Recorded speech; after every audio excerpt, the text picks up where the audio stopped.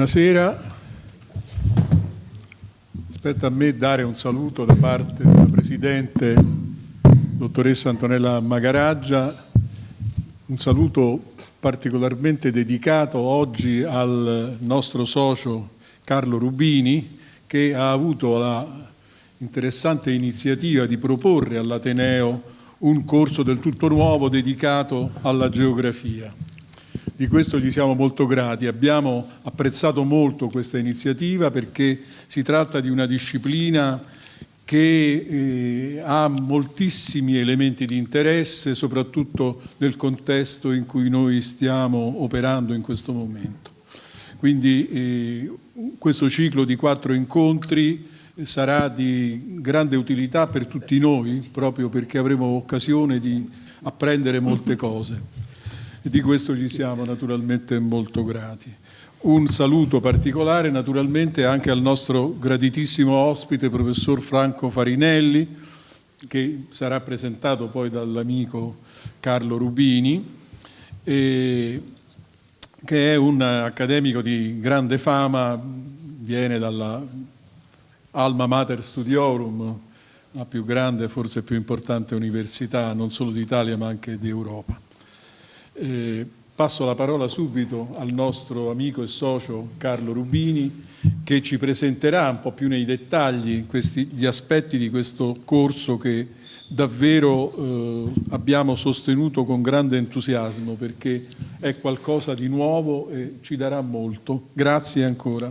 Grazie.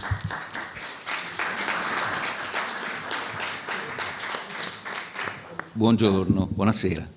Gli orari di Trenitalia purtroppo ci impongono tempi contingentati perché il professore deve rientrare e quindi cominciamo non con il quarto d'ora accademico, ma insomma 2 o 3 minuti dopo. Allora, il senso di questo ciclo sta già nel titolo, Geografia, un sapere critico per un mondo che cambia, che dice già da solo molto, se non tutto. Il professor Soriani, che è qui presente in aula, a cui devo anche la collaborazione nel disegno di questo corso, nelle sue tematiche, commentandolo diceva che questo è un buon servizio per la geografia.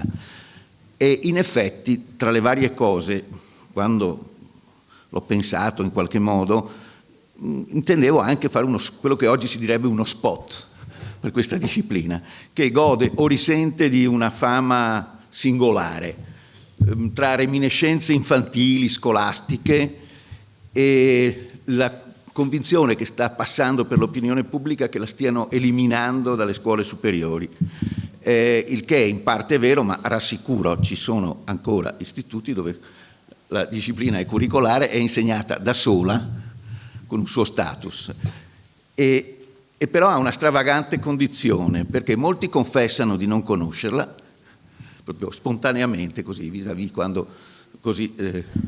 di coloro che l'ho insegnata per molti anni, alle scuole superiori, e però nello stesso tempo di esserne affascinati. Come poi riescano a esserne affascinati senza conoscerla, questo è un altro grande enigma. E per mettere a fuoco la conoscenza che la geografia si è sempre preposta, mettendosi sempre in confronto con la modernità in tutte le epoche, e per la sua natura in qualche modo olistica, si direbbe olistica, utilizzando la categoria dello spazio, ambisce ad essere in qualche modo la conoscenza, ecco, con la L maiuscola. Mi permetto, lo ha già avvertito, di fare una citazione da un libro del professor Farinelli, che si intitola significativamente Geografia, che per me è diventato un classico ormai, e che dice letteralmente: per troppo tempo si è creduto che la geografia fosse un sapere relativo a dove le cose fossero, senza accorgersi che in realtà nell'indicare questo la geografia decideva che cosa le cose erano. E di questa conoscenza, valutandone la complessità del mondo in cui ci troviamo, la società civile mi pare che ne abbia bisogno come il pane, in un momento in cui la globalizzazione da una parte, l'emergenza ambientale e climatica dall'altra, la geopolitica tornata al centro, in un momento del genere la società civile ha realmente bisogno. Presento brevemente il professor Farinelli, l'ha già fatto chi mi ha preceduto, e lo ringrazio di aver accolto la proposta di fare questa prolusione al ciclo. Professore emerito all'Università di Bologna, ha insegnato in molte università straniere e al suo attivo naturalmente molte pubblicazioni nella geografia largamente intesa. Anche il titolo della sua prolusione, Il mondo, la mappa, il globo per una nuova geografia, dice già molto.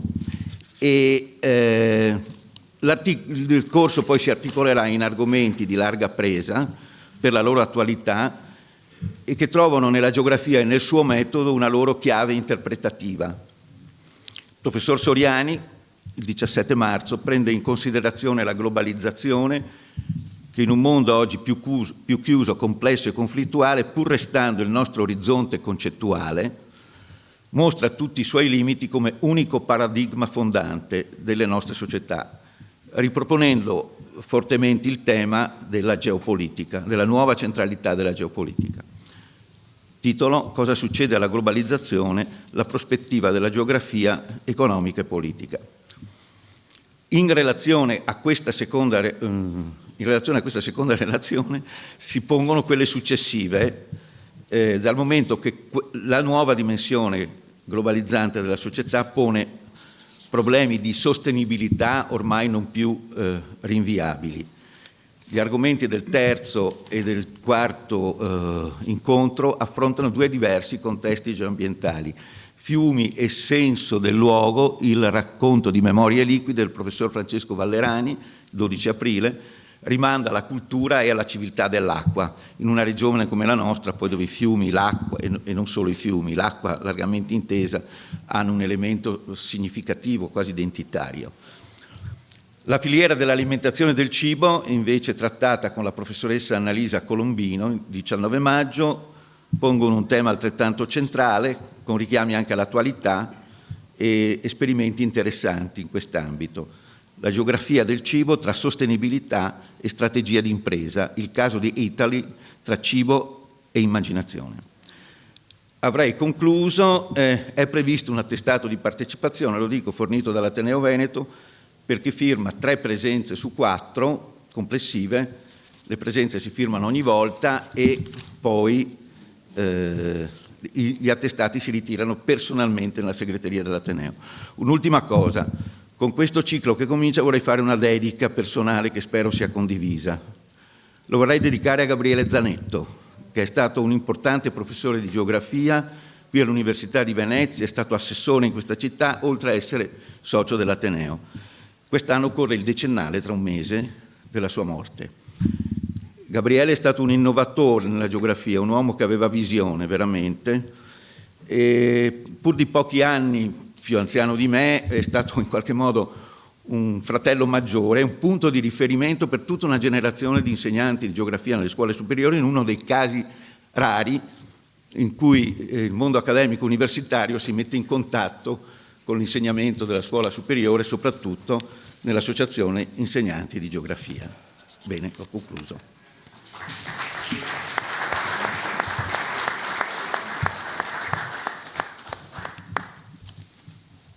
Tocca a me. Allora, io intanto mi associo al ricordo di Gabriele Zanetto, al quale tutta la geografia della mia generazione deve qualcosa, in qualche maniera.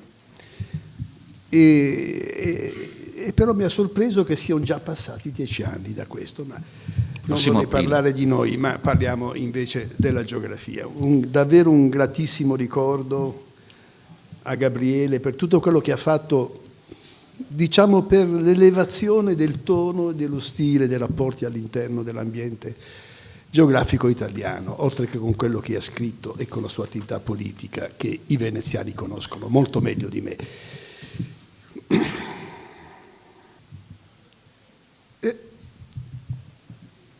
Emanuele Kant era un geografo. Ogni volta che lo dico la gente non ci crede, ma ecco, era così.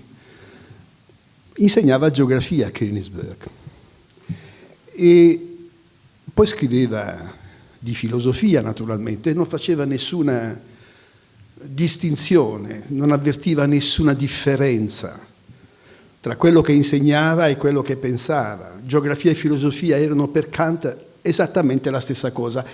E Kant amava introdurre le sue lezioni dicendo che la geografia serviva a leggere i giornali.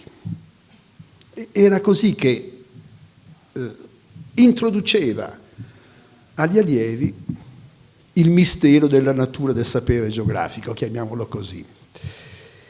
E questo credo che sia vero anche oggi, a distanza di secoli. Come si fa a tentare di comprendere quello che sta accadendo oggi ai confini dell'Europa, in Ucraina, se non partendo da constatazioni di natura geografica? Problematiche, naturalmente, estremamente problematiche. Perché in Ucraina molta gente parla russo.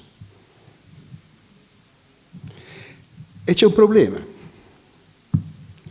che gli stati nazionali moderni, gli stati territoriali, per dirlo alla Carl Schmitt, gli stati territoriali, per esistere ed essere riconosciuti come tali, devono obbedire a regole molto precise. Oggi tutta la Terra si suddivide in circa 200 stati, uno più, uno meno. E uno Stato, per essere tale, deve possedere alcune caratteristiche.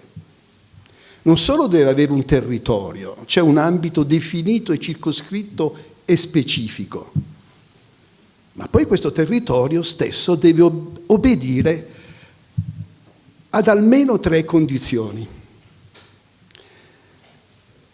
Prima condizione, perché un territorio statale sia riconosciuto come tale dagli altri stati, perché poi questo è il problema.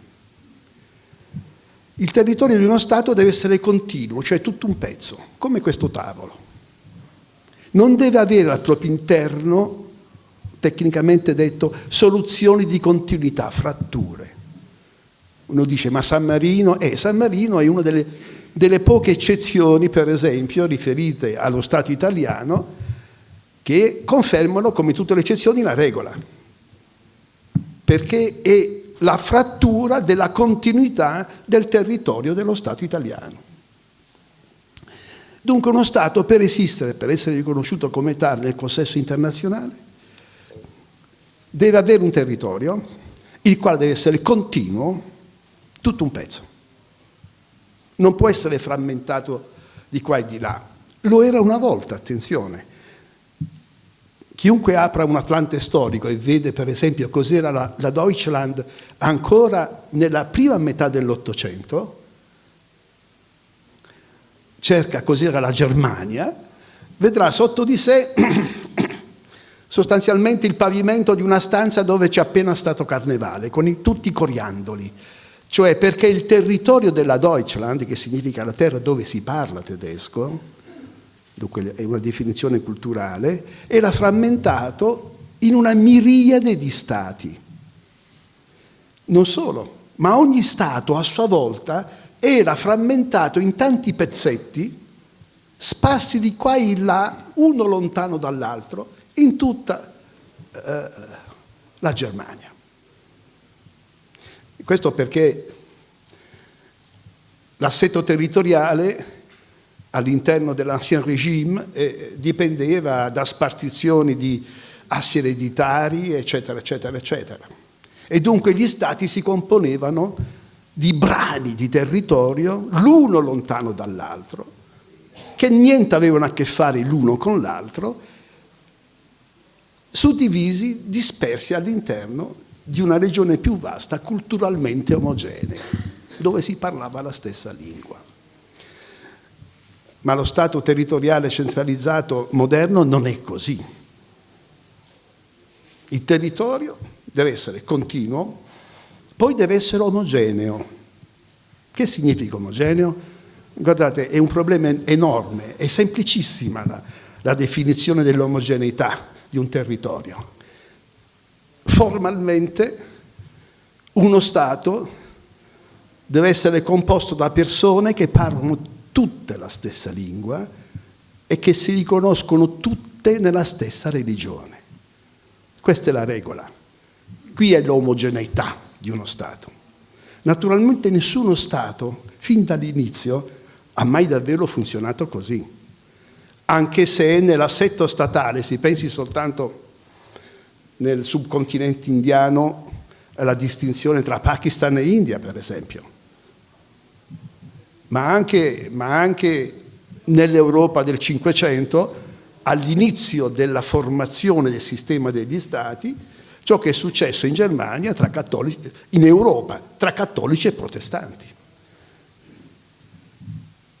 Bisognava decidere, perché non si ammetteva formalmente che all'interno di uno Stato fossero presenti più religioni o più lingue, cioè più capacità di manipolazione simbolica.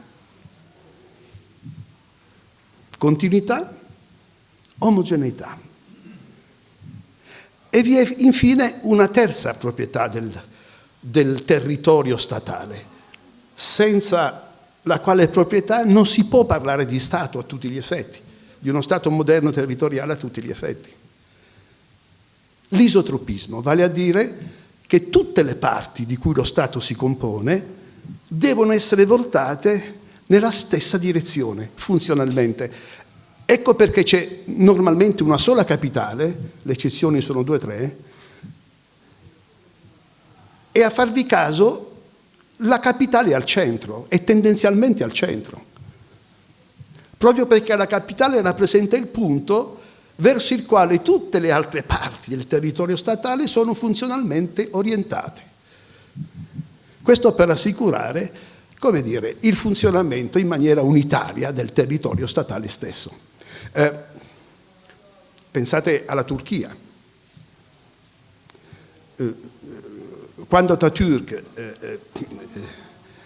all'inizio del Novecento fonda il moderno Stato turco, nella penisola anatolica c'è una formidabile città, enorme, grande, storicamente importantissima, è Costantinopoli, Istanbul. C'è già una grande città che è stata capitale di un impero. Ma qual è il problema di Istanbul come capitale di uno Stato, non più di un impero, di uno Stato? È periferica, non è centrale rispetto all'assetto territoriale della penisola anatolica. Sta sul mare, a sud. E Atatürk inventa letteralmente la sua capitale, Ankara. Ma lo stesso aveva dovuto fare secoli prima Carlo V e Filippo II in Spagna. C'erano tante città importanti, grandi, che erano già state capitali di regni all'interno della penisola iberica. Ma Carlo V e Filippo II inventano letteralmente Madrid con il compasso. Madrid è il centro geometrico dell'insieme dei regni di Castiglia, di León e di Aragona. Sono i regni della corona spagnola, al centro geometrico dove non c'era niente letteralmente. Infatti ancora oggi si vede molto bene che arrivando a Madrid che intorno c'è il deserto ancora oggi, si fonda la capitale in omaggio al modello territoriale dello Stato moderno. Lo stesso vale naturalmente per l'Italia. Roma è la capitale perché è inutile che vi ricordi queste cose.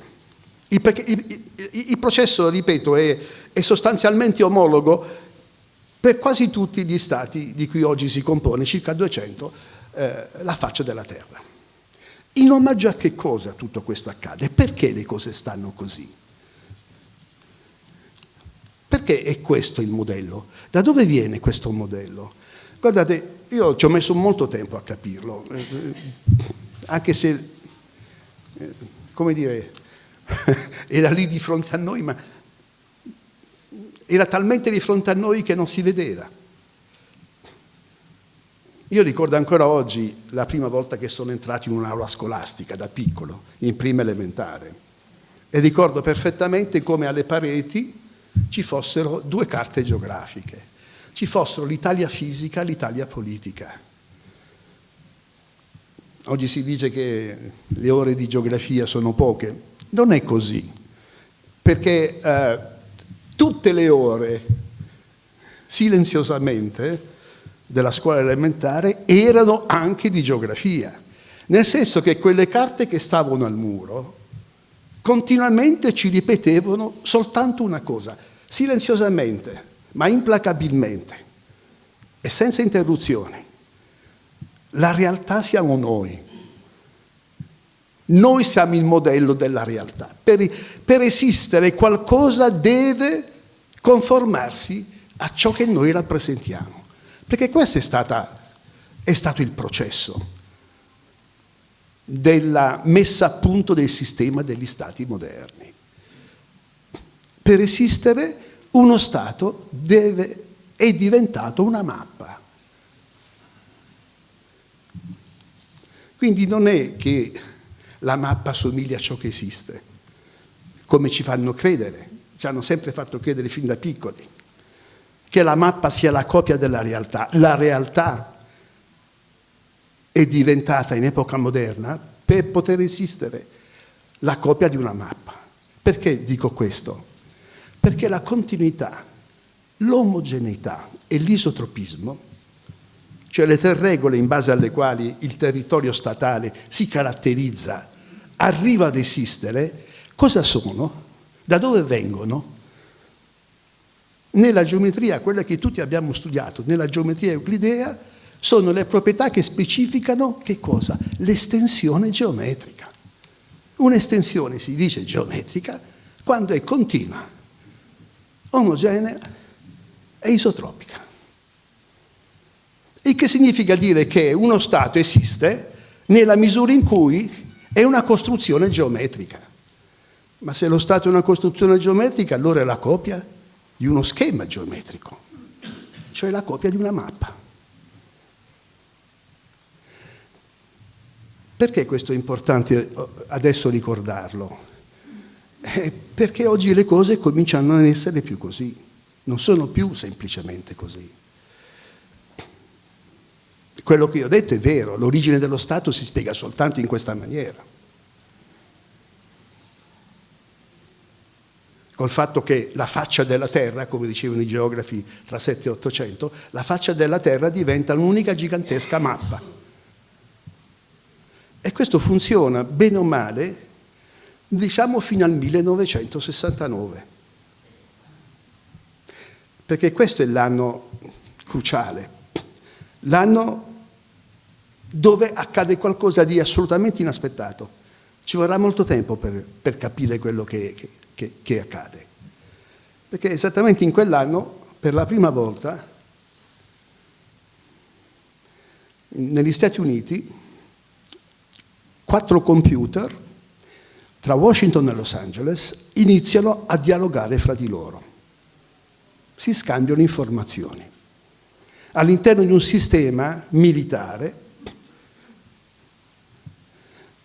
l'ARPAD, che serviva all'esercito americano per tutelarsi in caso di attacco atomico. Il problema era, in caso di attacco atomico, continuare ad assicurare la possibilità delle comunicazioni per l'esercito americano. Ed è così che nasce quella che noi oggi chiamiamo la rete. 4 computer iniziano a dialogare fra di loro. Oggi per noi è normale, ma ci è voluto qualche anno per capire cosa davvero diavolo stesse accadendo, come il mondo, il funzionamento del mondo mutasse in funzione del funzionamento della rete, del fatto che si dava questa possibilità, che l'informazione si potesse comunicare quasi istantaneamente, da un capo all'altro del sistema della comunicazione. E guardate, fu un'autentica rivoluzione, perché, voi sapete, ancora oggi i filosofi e gli storici parlano di postmodernità. Nessuno la definisce molto bene, ma la postmodernità nasce esattamente così. Nasce esattamente alla fine degli anni 60, quando cos'è che viene a mancare? Cos'è che la rete, iniziando a funzionare, mette in crisi? Mette in crisi lo spazio.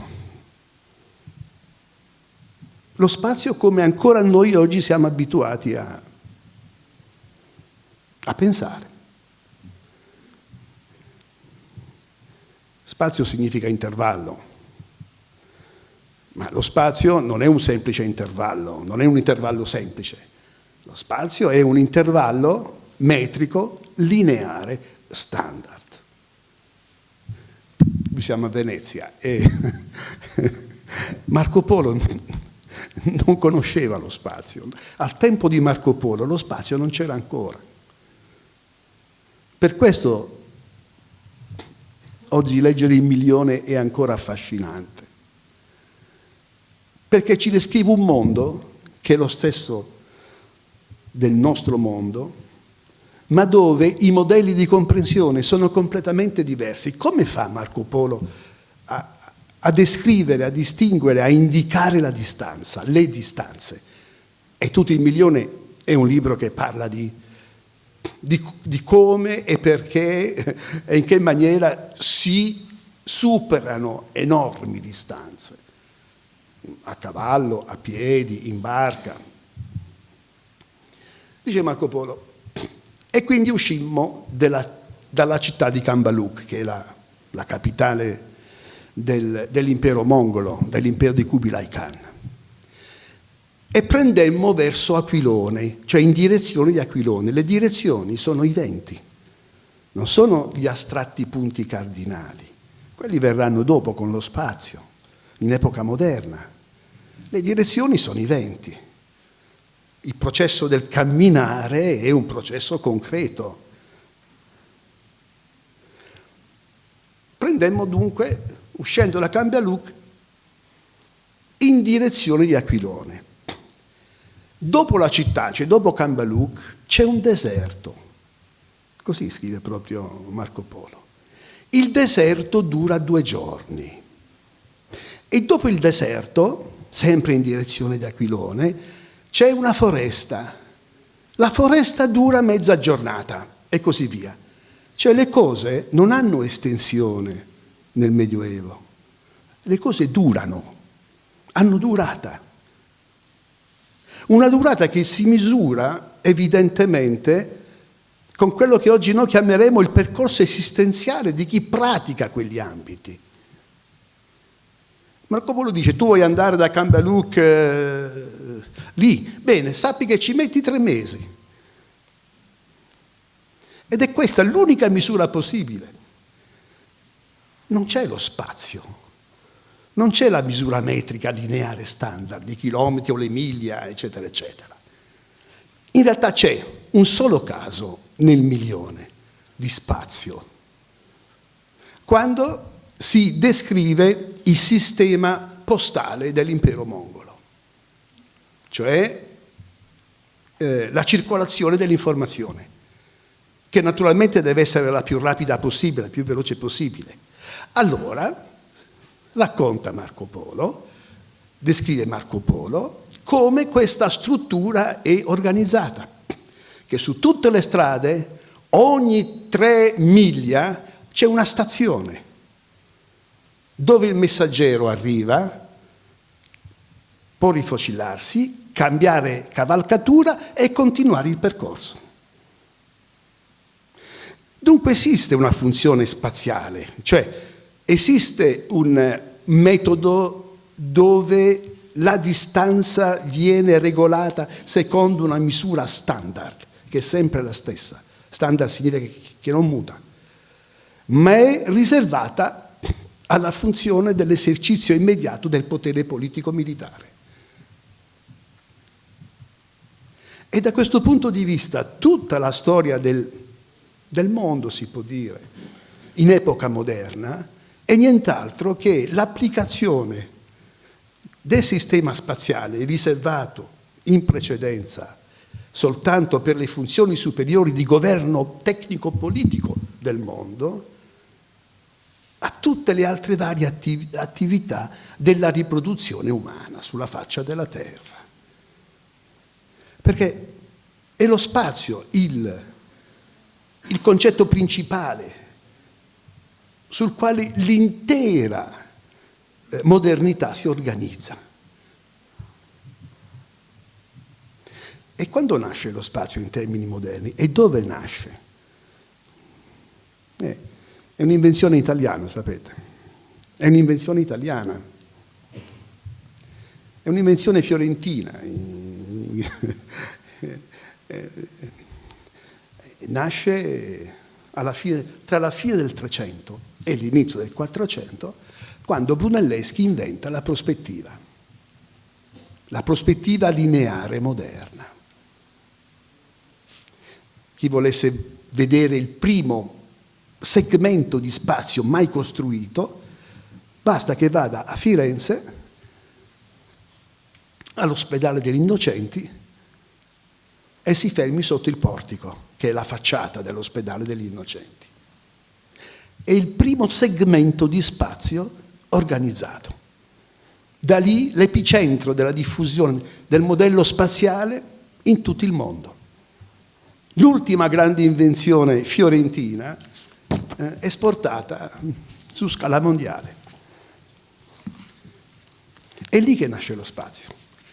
Ma ci sono, come direbbero i fisici, delle precise condizioni al contorno perché lo spazio possa accadere, possa funzionare, che ci riportano direttamente a quello che oggi sta accadendo al mondo. La prima di queste condizioni, perché lo spazio possa esistere, pensate, è che il soggetto non si deve muovere.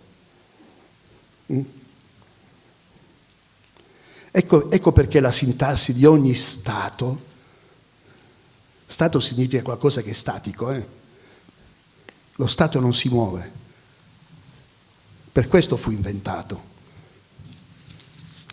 Un soggetto politico che attraverso i suoi confini indicasse anche la sua impossibilità a muoversi, perché se uno Stato si muove significa guerra.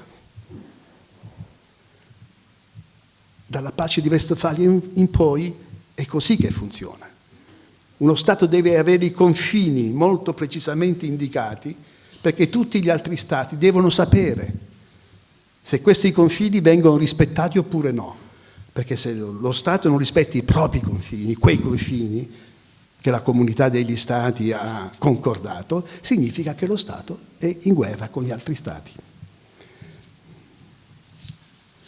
Ma tutto ciò nasce sotto il portico degli Innocenti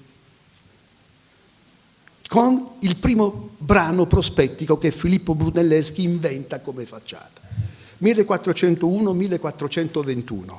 Dopodiché, guardate, Brunelleschi fa soltanto questo dell'ospedale degli Innocenti, perché solo questo gli interessa. Dopodiché va a costruire la cupola di Santa Maria del Fiore, quella che, come diceva Leon Battista Alberti, fa ombra a tutti i popoli di Toscana.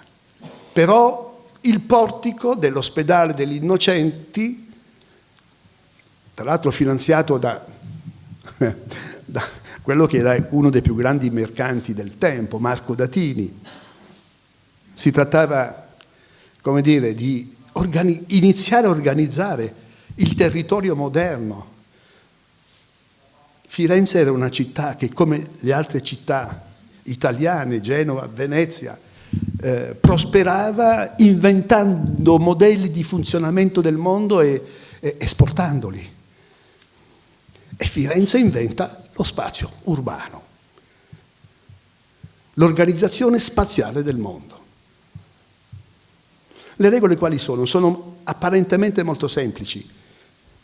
La prima delle quali è che il soggetto non si può muovere.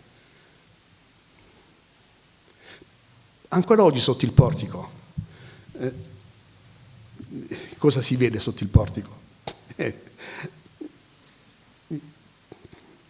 Le linee rette di questo portico, che vanno a confluire di fronte a voi al centro di una finestra, che era la stessa dove fino al 1870 si imbucavano i trovatelli, gli orfanelli. Qual è il problema? Il problema è che se ci si mette dove Brunelleschi ha calcolato ci si debba mettere e si guarda fissi, immobili di fronte a sé, si vede molto visibilmente che le rette parallele, che sono quelle del pavimento, vanno a confluire, si uniscono cioè al centro della finestra che è di fronte.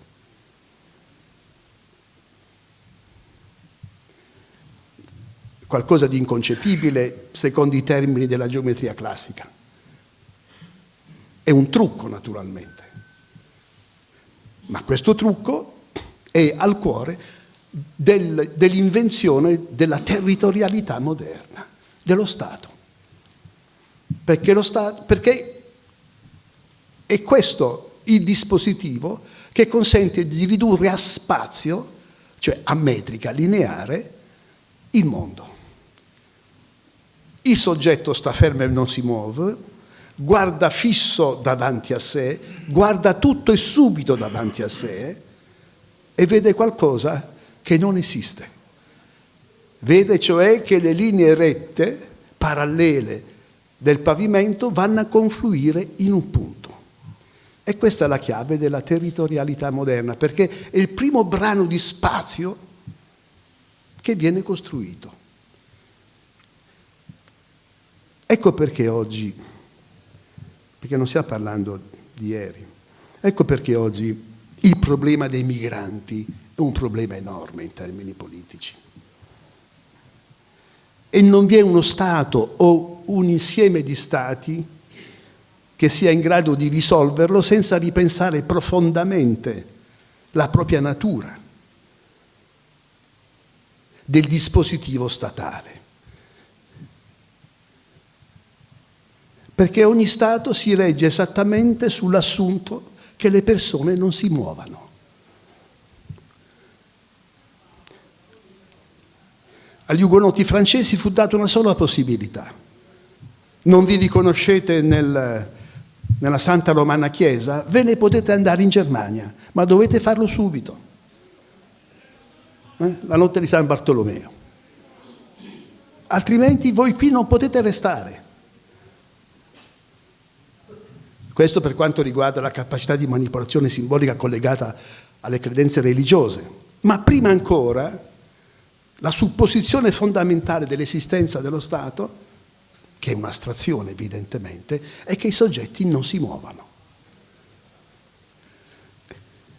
Perché il soggetto non si può muovere? Perché se il soggetto si muove, la misura metrica lineare standard non si può prendere. Si può misurare precisamente soltanto se i terminali sono fissi. Ma se uno dei terminali si sposta o viene pensato come mobile, la misura non esiste. E questo perché? Proprio perché il cuore della modernità, il cuore di tenebra verrebbe da dire, sta proprio in questo, che la realtà diventa una mappa, una carta geografica. Soltanto ciò che assume la forma e la natura del dispositivo geografico ha diritto all'esistenza, e sono gli Stati.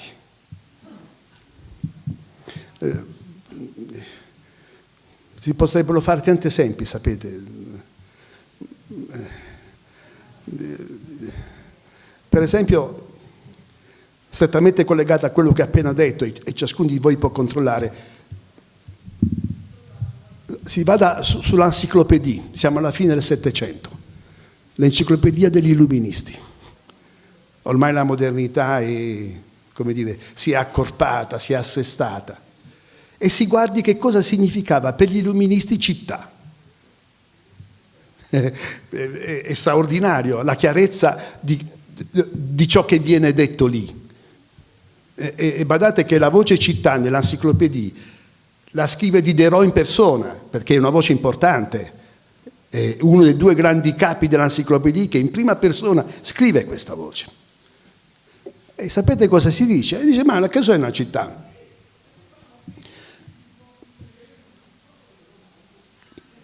Una città è un insieme di case, di strade, di monumenti. E noi pensiamo, beh, e allora dov'è la... Guardate che è la prima volta che la città diventa un insieme di cose che non si spostano. Non ci sono gli abitanti nella città illuministica. Non ci sono le persone. Ed è la prima volta che accade. Pensate alla città di Sant'Agostino. Sant'Agostino era tutto il contrario. Sant'Agostino diceva secoli prima che la città era l'insieme dei petti dei suoi abitanti. Dei petti e delle menti dei suoi abitanti. E perché Diderot definisce così la città? Da dov'è che prende questa idea di città di Diderot? Alla fine del Settecento. La mia risposta a questa domanda è una soltanto. Nel descrivere la città ha sotto di sé la mappa di una città, dove gli uomini non ci sono. Perché se voi leggete quella voce, vi accorgete che esattamente Diderot sta descrivendo la mappa di una città, non sta definendo una città davvero, una vera città. È soltanto un esempio, ma si potrebbero moltiplicare gli esempi, sapete. Pensate alle strade, per esempio. Le strade iniziano a diventare diritte esattamente dopo l'avvento del modello prospettico, con l'avvento del modello prospettico. È allora che iniziano a diventare diritte. E la ferrovia, nel Settecento, tra 7 e 800, la ferrovia è la strada ancora più diritta di tutte, costruita apposta per evitare le città, perché l'attraversamento delle città implica tempo, quindi rallenta la marcia. La marcia delle merci, sapete, perché all'inizio le persone non andavano in ferrovia. I passeggeri sulla ferrovia vengono dopo. Innanzitutto si tratta di assicurare il percorso delle merci. Poi vengono accettati i passeggeri, le persone.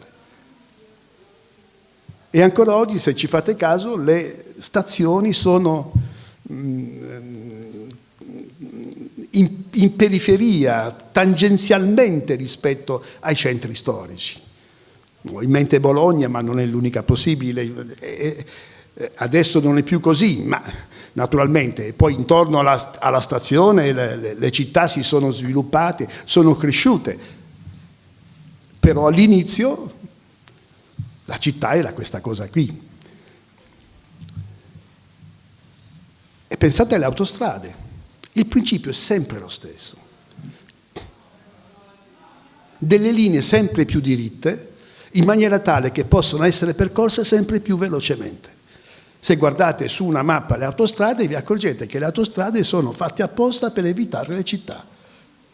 Che la regola che presiede al tracciamento perché attraversare la città significa rallentare e quindi implica tempo, mentre il principio è quello della velocità.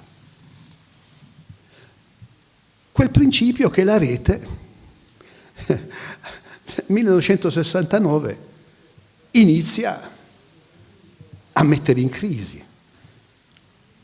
Cioè non è più assoluto. Perché la rete della velocità, diciamo che non sa che farsene, nel senso che appartiene a un altro mondo da questo punto di vista. Il trasporto è immateriale, è un impulso elettronico quello che viene trasmesso. E inizia a nascere un nuovo mondo, un nuovo mondo. Prima citavo l'aggettivo postmoderno che ancora oggi noi adoperiamo. Nessuno ha mai definito davvero cosa diavolo significhi dire postmoderno. Sappiamo soltanto che i principi della modernità, così come li abbiamo conosciuti e per secoli hanno costruito, strutturato la realtà all'interno della quale ci muoviamo e ci troviamo a vivere, bene, questi principi non funzionano più. Ma si tratta di un processo di straordinaria portata.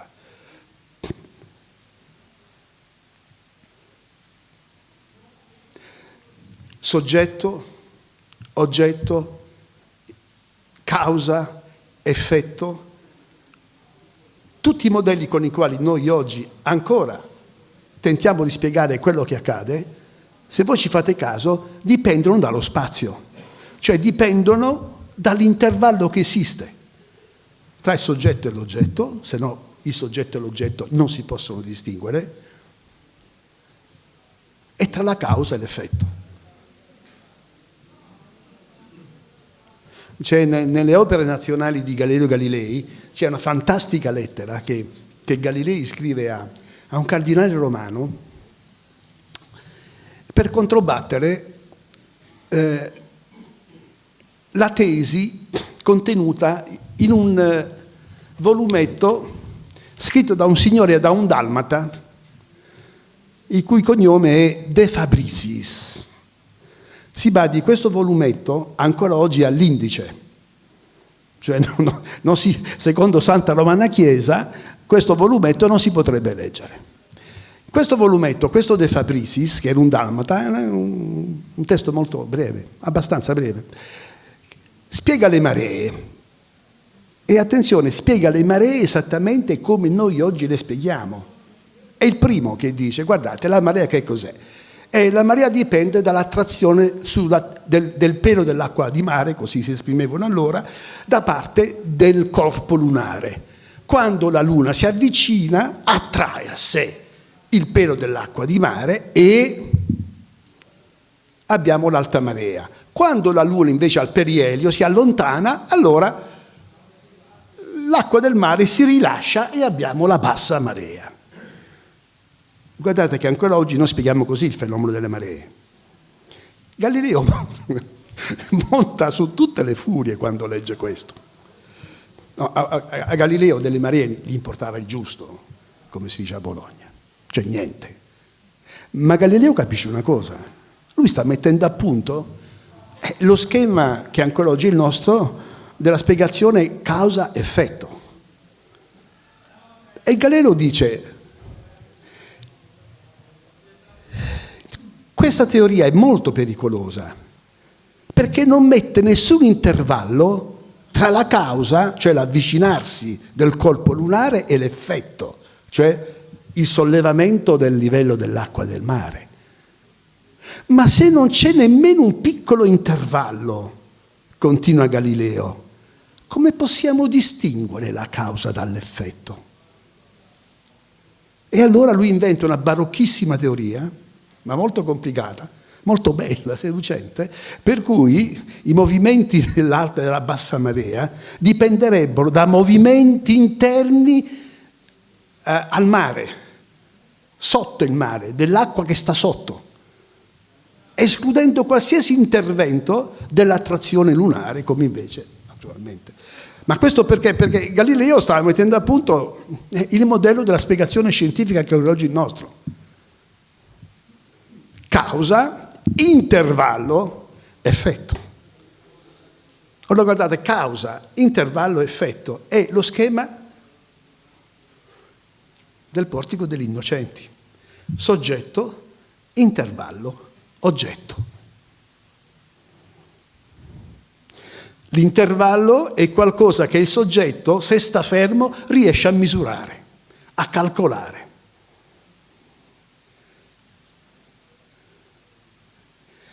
Ma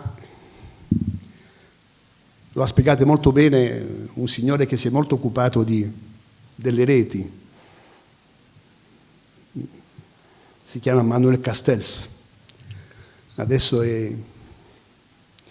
ministro della cultura in Spagna, ma ha insegnato per tanto tempo nelle università americane, e all'inizio degli anni 2000 questo signore ha scritto una trilogia, saranno 2000 pagine, proprio sulla rete, pubblicata anche in italiano dalla Bocconi. E Castells fa notare come la rete, all'interno della rete, non ci sia più la possibilità di distinguere il soggetto dall'oggetto. Allora, la rete si compone di computer, di calcolatori, hardware, si possono toccare e contare. Poi dice, attenzione, poi dentro questi calcolatori, dentro questi computer ci sono dei software, ci sono sostanzialmente delle menti, non c'è più differenza, ci sono delle menti. Dice Castells, ma non basta. La rete non è ancora completa se noi pensiamo a un insieme di computer con dentro delle menti, dei pensieri intelligenti. Perché noi dobbiamo a questo punto aggiungere un terzo elemento, cioè i funzionari, le donne e gli uomini che fanno letteralmente corpo con la rete, che funzionano, che mettono in funzione, che fanno parte del funzionamento complessivo della rete. E, aggiunge Emanuel Castells, non c'è nessun intervallo tra il computer e gli addetti al computer. Funzionalmente, non ontologicamente, direbbero i filosofi. Una macchina resta una macchina, una persona resta una persona, come natura delle cose. Ma dal punto di vista del funzionamento del mondo, sono un tutt'uno.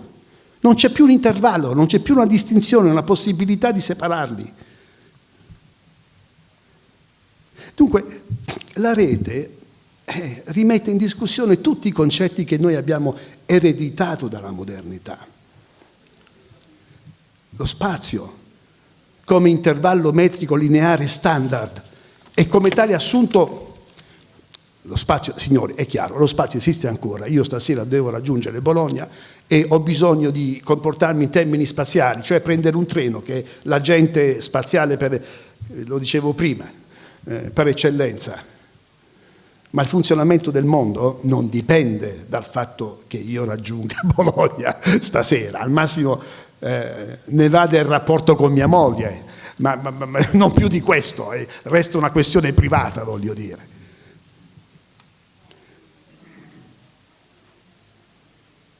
Quindi lo spazio esiste ancora e funziona ancora, e nella vita di ciascuno di noi lo spazio è ancora importante, decisivo, ma esiste un livello superiore, quello della rete, dove circolano le informazioni e circola il denaro.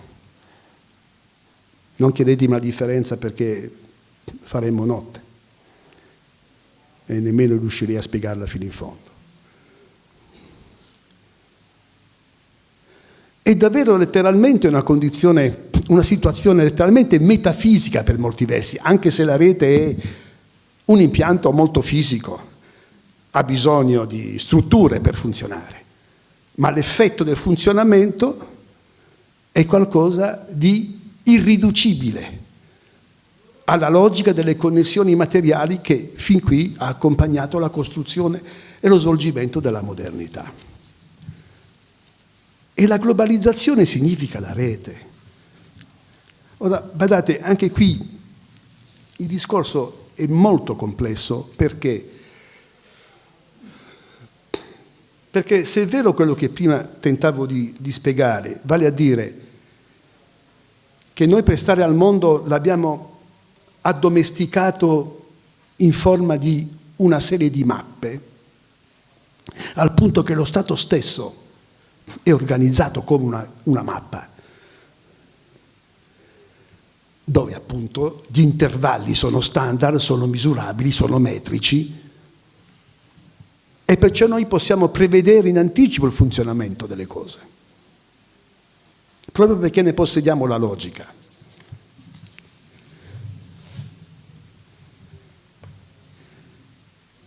Dunque la realtà in termini moderni è una tavola, una mappa. Guarda, fino alla fine dell'Ottocento quelle che noi oggi chiamiamo carte, senza, anche quando non diciamo geografiche, si chiamavano tavole.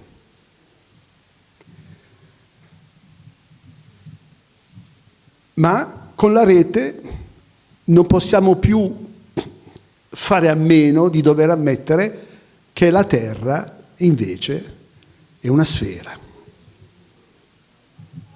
Ed è un problema matematico, più precisamente topologico, perché dal punto di vista topologico, cioè geometrico-matematico, una tavola, la tavola e la sfera sono, direbbero i matematici, l'un l'altra irriducibili. Cioè, per quanti sforzi si faccia, non si riescono mai a trasformare completamente l'una nell'altra.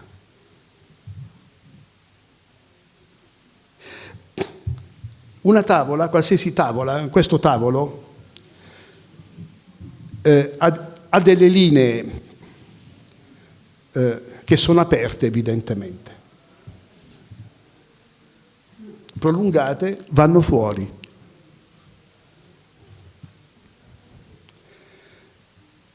Una sfera, fate conto che questa sia una sfera invece si compone di linee che sono chiuse. Qual è il limite di una sfera? Non si può dire. Non si può dire. Lo sapevano già i greci. I greci parlavano di Delo, che è un'isola molto piccola, come illimitata. Perché dicevano che Delo è illimitata? Perché ha un profilo circolare e quindi non comincia e non finisce, a differenza invece di una tavola dove le cose cominciano e finiscono molto, molto evidentemente. La sfera è illimitata, ma è una struttura chiusa. È una struttura chiusa ma illimitata. La tavola invece è una struttura limitata, i limiti noi possiamo vederli benissimo, ma è aperta. Per quanti sforzi si faccia, non si riesce mai a trasformare l'una nell'altra.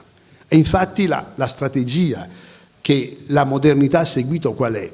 Sapendo perfettamente, attenzione, che la Terra fosse una sfera, di farne un numero infinito di mappe, di tavole, un numero infinito, perché, la traduzione in termini tabulari, cioè cartografici, non riesce mai ad esaurire la forma sferica, che pure sappiamo essere la forma del nostro pianeta. Dunque vi è questa irriducibilità di fondo, che ai giorni nostri, basta leggere l'ultimo numero dell'Economist, ai giorni nostri si dice, ma insomma la globalizzazione sta retrocedendo, si è arrestata, ormai da anni ci si racconta questa storia. A segno esattamente degli sforzi che la struttura moderna, tabulare, geografica del mondo ha nel compiutamente trasformarsi in una struttura globale. Ed è ancora indeterminata la faccenda, evidentemente. Come la faccenda, la situazione ucraina, non manca di ogni giorno di ricordarci in maniera tragica. Qual è il problema lì? Cioè, come possiamo impostare quel problema? Perché guardate che quel signore che comanda la Russia le sue ragioni le ha, e paradossalmente sono ragioni che sono iscritte in profondità nella storia moderna della nostra Europa. Se in un paese si parla una lingua, quel paese fa parte di un complesso più vasto dove quella lingua si parla. Dico questo non perché voglia sposare la tesi, ma soltanto perché è quell'esempio che va seguito con estrema attenzione, perché è rivelatore esattamente del passaggio dal sistema degli stati nazionali territoriali centralizzati, nessuno dei quali, ripeto, è perfettamente esemplato rispetto al modello, a un altro ordine del mondo che è quello globale. Perché questa è la partita che si sta giocando nella relazione drammatica in questi giorni tra Europa e Unione e Russia. Ne va esattamente di questa transizione, dove da una parte e dall'altra esistono contraddizioni fortissime rispetto ai principi stessi della modernità, che non si è chiusa, non avendo rispettato fino in fondo i suoi stessi presupposti, oggi si trova a dover registrare crisi molto forti, che avvengono esattamente nelle zone di attrito tra un sistema e l'altro.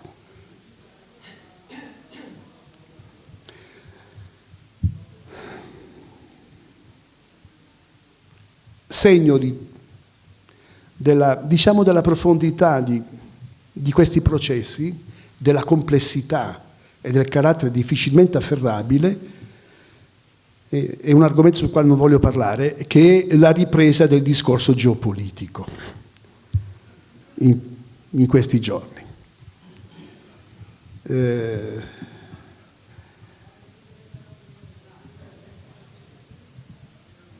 Cioè, mettiamola così, molto semplicemente, la riscoperta che un modello geografico o un discorso geografico abbia natura fatalmente politica, immediatamente politica, perché di questo si tratta. Il sistema degli stati territoriali centralizzati da tempo è in crisi, sotto i colpi della globalizzazione, che introduce una logica diversa, pur magari rispettando l'esistenza degli stati stessi, attenzione, ma ne rimescola, per così dire, i rapporti.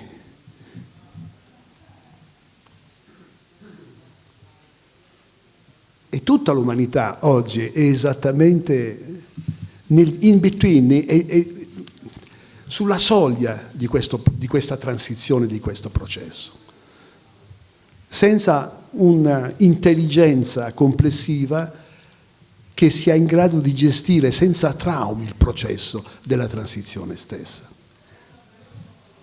Perché, guardate, è questo il problema.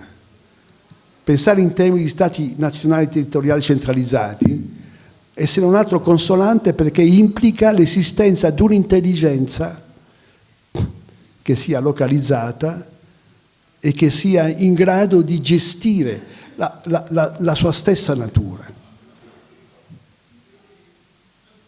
Ma se il mondo non si compone più di una serie infinita di mappe, ma diventa un globo, non esiste questa intelligenza, non esiste questo potere. Dunque vi è un'estrema necessità oggi di nuovi modelli. Nuovi modelli concettuali e nuovi modelli pratico-organizzativi dal punto di vista del territorio. La rete riconfigura completamente il funzionamento del territorio, di ogni territorio. Territorio, lo si spiegava negli ultimi giorni dell'impero romano, territorio viene da terrore, non viene da terra. Territorio è l'ambito definito dall'esercizio del potere politico, cioè dal dire giustizia. Questo è il territorio. Il territorio implica il potere. Ma noi abbiamo bisogno in questo momento di nuovi modelli. Da dove vengono questi nuovi modelli? Da dove possono venire? Signori, Non c'è altra possibilità, è sempre stato così finora. Dalla nostra memoria, dal tentativo di ritrovare all'interno della nostra storia la possibilità di riprendere discorsi che in passato sono stati fatti e che poi la modernità ha messo da parte, ma che oggi verrebbero buoni. Se si vuole sopravvivere, perché senza voler drammatizzare la situazione, per noi europei siamo quelli che in questo momento abbiamo più da perdere dallo stato del mondo, dallo stato del funzionamento del mondo. E anche di questo ogni giorno veniamo avvisati dalla stampa e dall'informazione. L'Europa è stata una formazione moderna che ha tutto giocato sulla consistenza delle formazioni statali, sulla possibilità del loro reciproco rapporto in termini di coesistenza, pur avendo molto ben presente che in realtà esiste la guerra, esiste la contrapposizione. La radicalità dei processi che avanzano, la radicalità della crisi delle formazioni statali, non tanto in Europa, non soltanto in Europa,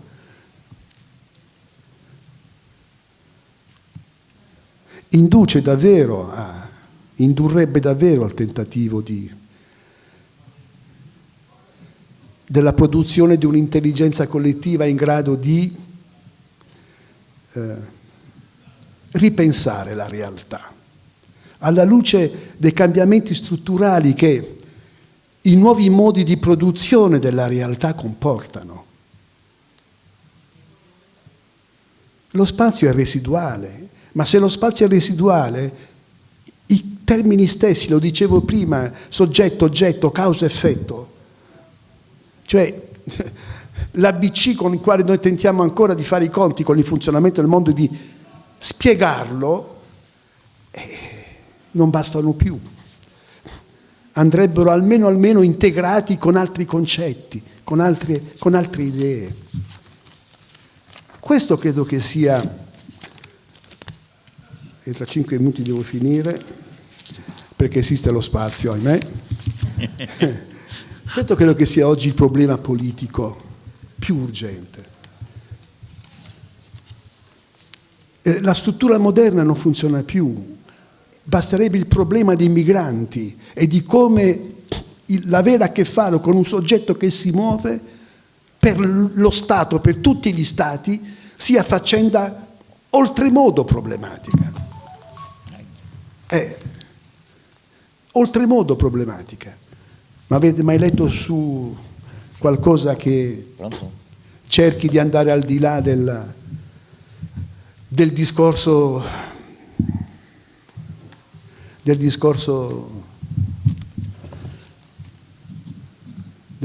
corrente su tutto ciò? Perché guardate che è esattamente la figura dell'immigrante che mette in crisi visibilmente, materialmente, quotidianamente la struttura e la logica dello Stato moderno territoriale centralizzato. E se vogliamo salvare ciò che questa struttura ha assicurato nel corso della modernità, dobbiamo ripensarne in profondità il rapporto che ha con la realtà globale, con il mondo, chiamiamola come vogliamo. Questa è la sfida che tiene insieme la politica e la cultura, la nostra generazione, il nostro mondo. Io credo che sia davvero chiamata a questo. Va bene, signori, io ho finito perché, ripeto... Bene, la ringraziamo.